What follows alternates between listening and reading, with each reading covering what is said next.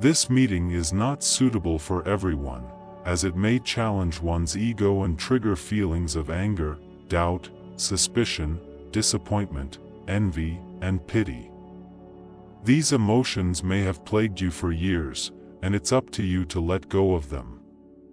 The meeting also exposes the futility of your possessions, thoughts about material wealth, personal concerns, beliefs about God and the universe, work, and relationships with loved ones.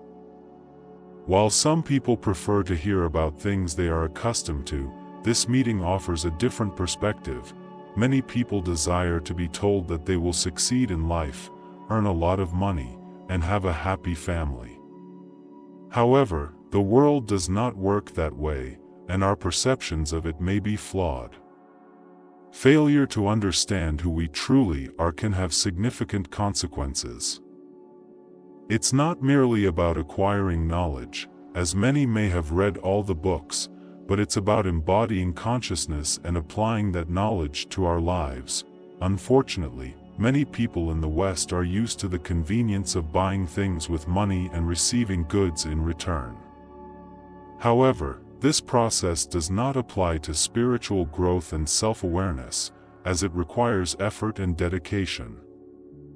The initial stage of spiritual awakening involves recognizing that we are drawn to certain things, and this is not an insult.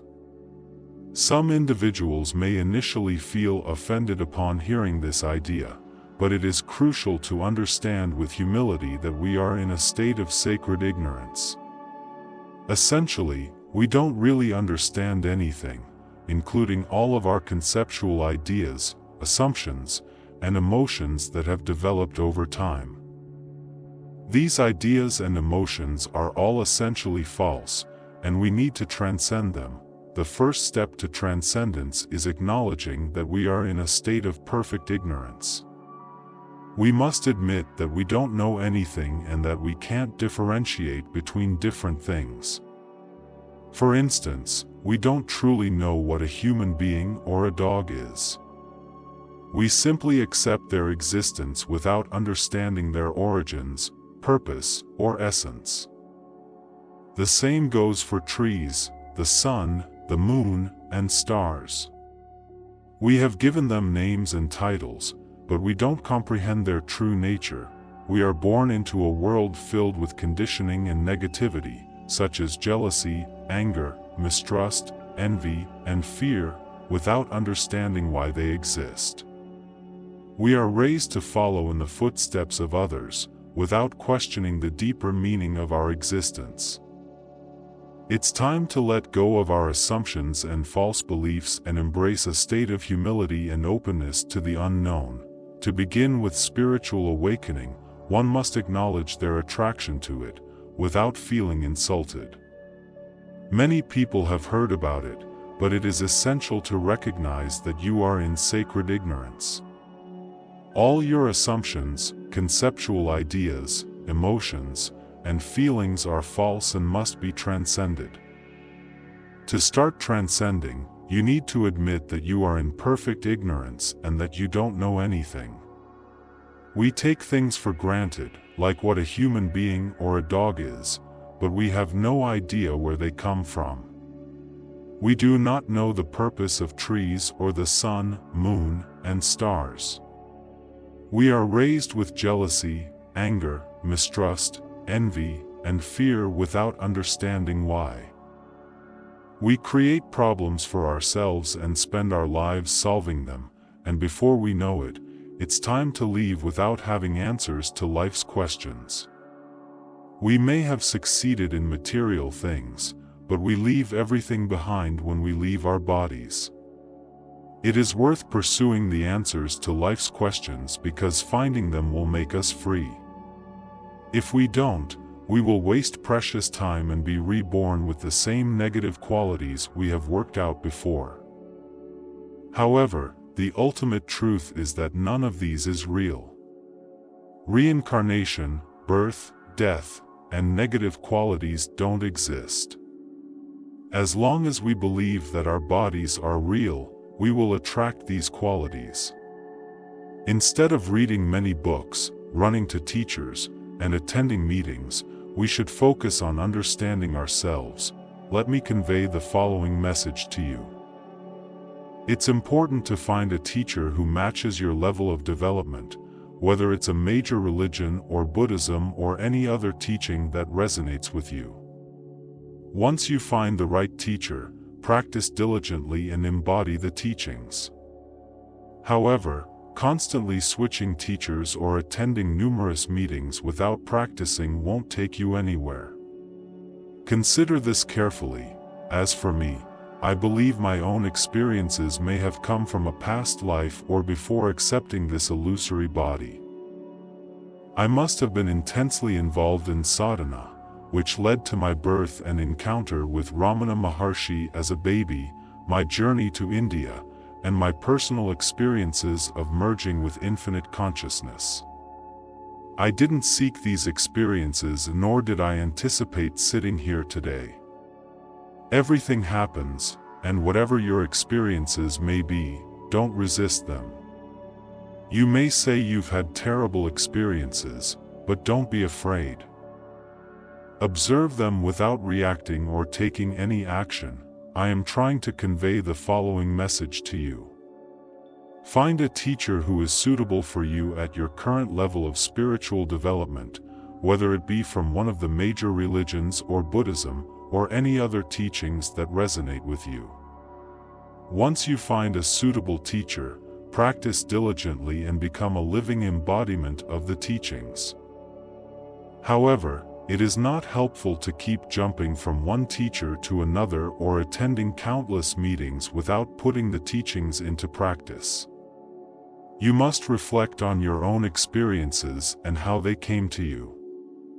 It could be from a previous lifetime or before you accepted your current body, which is ultimately impermanent and illusory. Perhaps you were intensely engaged in sadhana, which brought about these experiences. You did not ask for them, and you did not ask to be here today. Everything happens as it is supposed to, and you should not resist your experiences. Even if you have terrible experiences, do not be afraid or react to them. Instead, watch them without judgment and without reacting to them. When doubts, anger, or fear arise, do not entertain them. Instead, chant mantras, sing spiritual songs, repeat japa, or do anything that helps you get rid of the negative emotions in the moment. Then continue with your deeper spiritual practices. It is best to question the source of your negative emotions and trace them back to their origin. Who is angry or fearful? If you trace the self to its source, you will realize that anger, fear, and doubts do not exist in reality. No one can hurt you unless you allow yourself to become vulnerable. Therefore, your reaction to a situation is the problem, not the situation itself. If you truly know who you are, you will find the whole world funny, and nothing can harm you. Can only share my own experience with you. When I use the pronoun I refer to consciousness, the true self that includes everyone present. I am not a body or mind, experiences, or the world. I am absolute reality, consciousness, infinite intelligence, Satchidananda, nirvana, emptiness, love, pure awareness, joy, and bliss. This is the truth about me, you, and everyone else. Be joyful, rejoice, and stay centered. I can only share my own experience with you. When I use the pronoun I refer to consciousness, the true self that includes everyone present. I am not a body or mind, experiences, or the world. I am absolute reality, consciousness, infinite intelligence, Satchidananda, nirvana, emptiness, love, pure awareness, joy, and bliss. This is the truth about me, you, and everyone else. Be joyful, rejoice, and stay centered. The past is gone, and the future does not exist yet. The only moment you have is now. Your present thoughts and beliefs determine your future.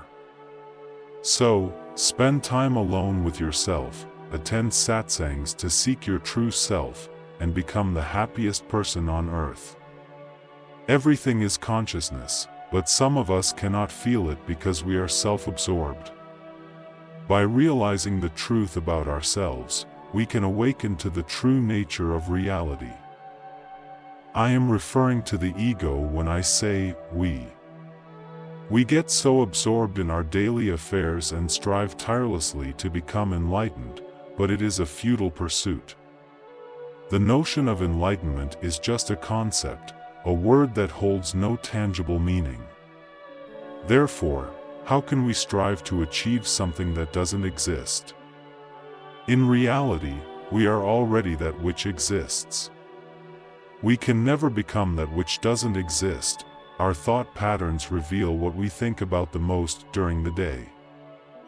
What was the first thing on your mind this morning? Were you concerned about your breakfast or your physical appearance? Did you worry about someone who hurt you in the past, or did you ruminate over a past event that still plagues you? What consumes your mind? It is these thoughts that hold us back. Instead, we should catch ourselves and ask to whom these thoughts come.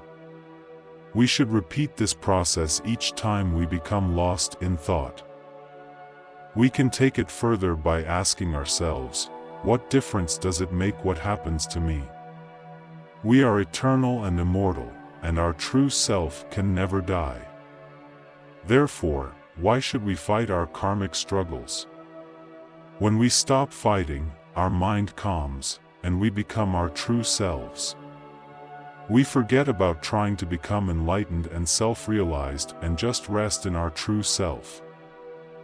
A quiet and calm mind is our true self, and this state of being brings bliss, love, compassion, wisdom, and all positive attributes. On the other hand, a noisy mind brings about doubts, suspicions, anger, greed, and jealousy. The decision is yours. Regardless of how ingrained these tendencies may be, you can remove them one by reflecting on their origin and following the thread until resolution. This will lead to freedom. Reacting to the world only increases these tendencies, or samskaras. For instance, if you encounter grief and don't react to it, you can eliminate it from your life forever. However, if you do react to it, you will likely experience grief repeatedly, leading to an increase in samskaras. Everything to which we are attached in this world creates even greater karma. It can be challenging to detach oneself from these attachments. Therefore, it's important not to make the mistake of believing that it doesn't matter if you rob a bank or do something else harmful. You are still attached, which is why you are doing it in the first place. This doesn't give you the right to do whatever you want. It's crucial to practice loving kindness, compassion, peace, and joy for yourself and others. Even if you try to avoid acting, you may find yourself compelled to do so.